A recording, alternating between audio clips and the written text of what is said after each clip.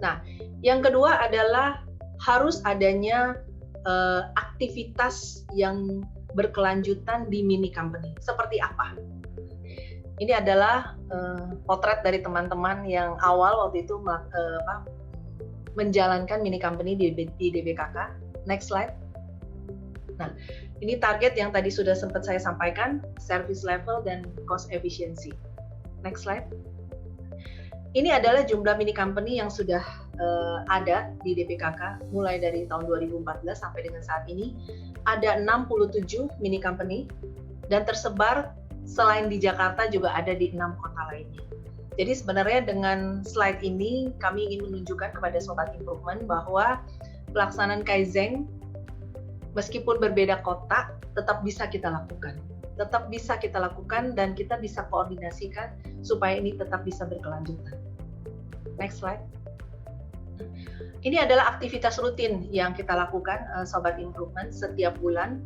Ada presentasi, kemudian ada inaugurasi. Inaugurasi itu semacam dari presiden mini company yang satu selesai masa jabatannya karena sebulan-sebulan, kemudian dialihkan kepada presiden mini company yang berikutnya.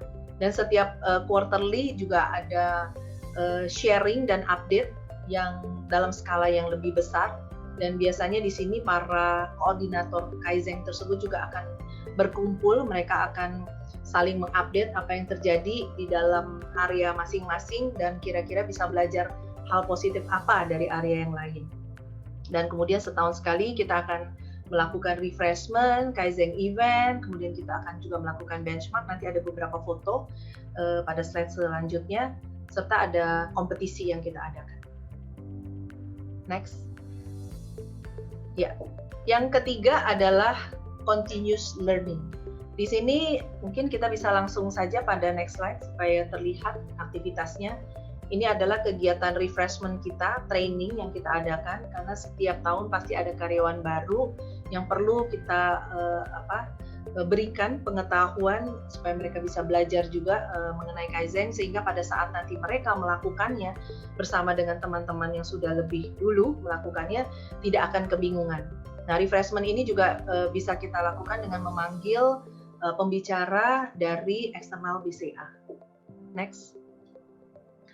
Ini kreativitas dari teman-teman membuat Kaizen board. Jadi ini adalah scoreboard kita. Inisiatif yang sudah dilakukan, improvement apa yang sudah dilakukan ini biasanya ditempel di Kaizen board tersebut. Dan nanti ada video yang bisa ditampilkan pada sesi Ibu Mita akan memperlihatkan betapa kreatifnya teman-teman pada saat si generasi milenial ini, si generasi Z ini pada saat diminta untuk melakukan pembuatan Kaizen board ini. Jadi mereka dengan happy, dengan fun ya membuat Kaizen board itu sehingga pelaksanaan Kaizen itu akan menjadi lebih menyenangkan. Next. Nah, di setiap akhir pelaksanaan monthly Kaizen presentation, kita ada yang namanya deklarasi Kaizen. Jadi ini sebenarnya menguatkan, mengingatkan bahwa kita berjanji. Kita berjanji untuk terus-menerus melakukan Kaizen di dalam kegiatan pekerjaan kita, melakukan improvement terus-menerus. Ini suatu hal yang unik karena teman-teman semuanya berdiri kemudian mengucapkan janji mereka, jadi tidak akan lupa karena setiap bulan diingatkan untuk membacakan deklarasi Kaizen. Next. Ini adalah contoh dari poster yang kita dapatkan. Ini adalah pemenangnya. Jadi saat itu ada sekitar 100-an poster yang masuk. Ceritanya tentang 5R, isi juga tentang PDCA, dan kemudian juga mengenai 10 budaya Kaizen. Ini 3 contoh dari pemenangnya. Kemudian yang nextnya, ini adalah artikel, mereka cerita bagaimana melaksanakan Kaizen di kantor, bahkan juga ada yang menerapkannya di dalam kehidupan bersama keluarga. Next. Ini adalah benchmark yang sudah kita lakukan. Yang pertama ke Prodia saat itu di tahun 2015. Kemudian kita juga berkunjung belajar ke Dankos, ke Pharma, kemudian ke Komatsu yang terakhir ini kita lakukan sebelum pandemi. Kemudian ini adalah visit yang dilakukan oleh Lean Global Network. Saat itu mereka datang ke kantor kami, mereka belajar mengenai penerapan Kaizen, mereka melihat bagaimana scoreboard yang sudah kita buat, dan kita bertukar pengalaman, bertukar tips maupun strategi pada saat kita melakukan Kaizen, sambil juga mendengarkan apa saja yang sudah dilakukan oleh Lean Global. Jadi ada terjadi suatu diskusi yang interaktif pada saat itu.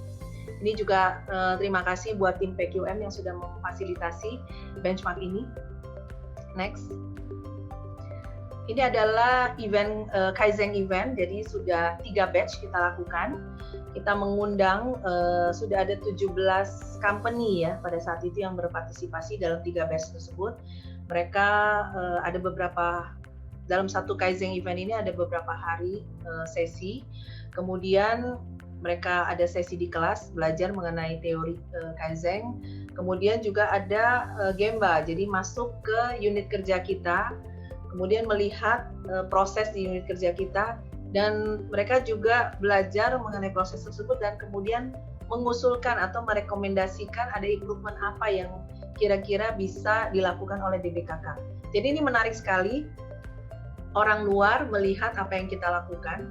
Kadang-kadang kita karena rutinitas yang sudah tinggi, kadang-kadang mungkin nggak terlihat. Justru dengan adanya benchmark yang dilakukan oleh pihak luar, orang luar yang tidak mengerti proses kita bisa kadang-kadang memunculkan ide-ide yang kita sendiri juga nggak kepikir, nggak kelihat gitu. Nah ini melalui Kaizen event ini menurut saya proses belajar kita menjadi lebih diperkaya. Dan yang pastinya karena kita harus siap didatangi, dikunjungi oleh perusahaan-perusahaan di luar BCA, ini juga kita harus memastikan bahwa komitmen Kaizen kita tetap akan kita jalankan secara berkesinambungan.